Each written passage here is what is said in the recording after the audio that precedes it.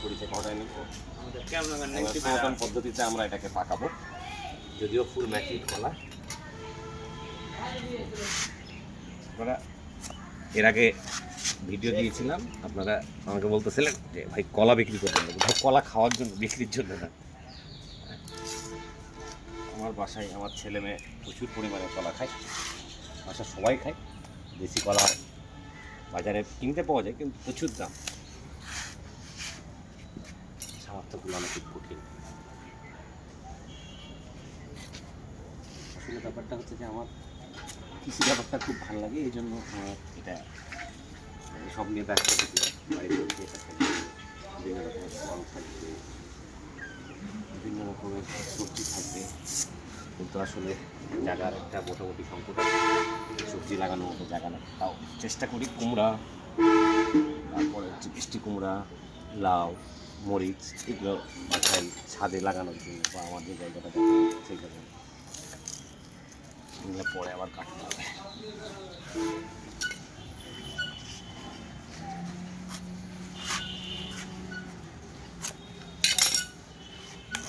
যেতে হবে তাকে। আম শেষ, আর এই মুহূর্তে কলাটা পেকেছে। চমৎকার, শেষ হয় না এখনো, তবে শেষের মুহূর্তে।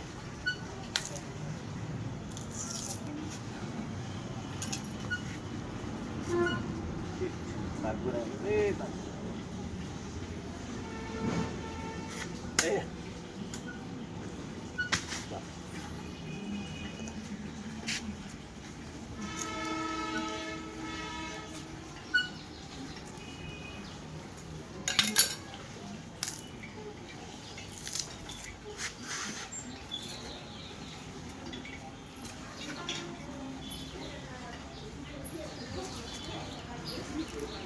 কে মা?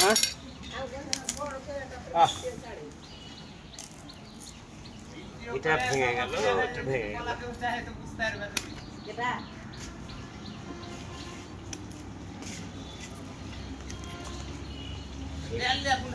কয় ছড়ি হলো তাকে কলা?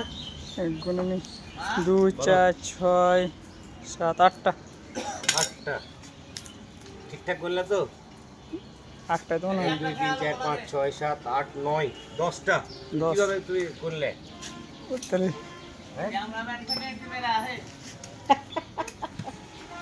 ওলে পাক মেরে ফেলবে রে। না, এটা ফেলে দেবো। এগুলো একটু সাইজ করে নিয়ে, যে ইয়া চলে আসছে তো, এগুলো উঠাই নিতে হবে, ডালি মালিতে কিছু উঠাই নিতে হবে। এত শুকাতে রস এখনই পাক মেরে ফেলবে। এই টাইম দেখে পাকবে না। আচ্ছা, ওগুলো ভিডিওতে ভিডিও হচ্ছে, ভিডিও হচ্ছে। এই তো হয়ে গেছে।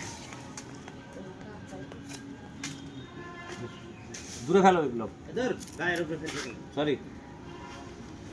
ওকে, একটু রস। তারা আসবি আদা করে এবালা কিছু পাক দিতে যায়। হ্যাঁ, আবার আপাতত তোমার একটু রসগুলা পড়ুক। হ্যাঁ, দেহ থাকতে হবে। এই যে একটু রসগুলো পড়ে যায়, আমি একটু সাইড করে দিব। এগুলো হেঁটে চলা। এর আগে হয়েছিল, ওটাও তো ভালো কথা। তাও এটা গাছি যেটা ফাইটে গেছে বইলে ওইটা খাই গেছে। আমি একটু রেখে দিলাম।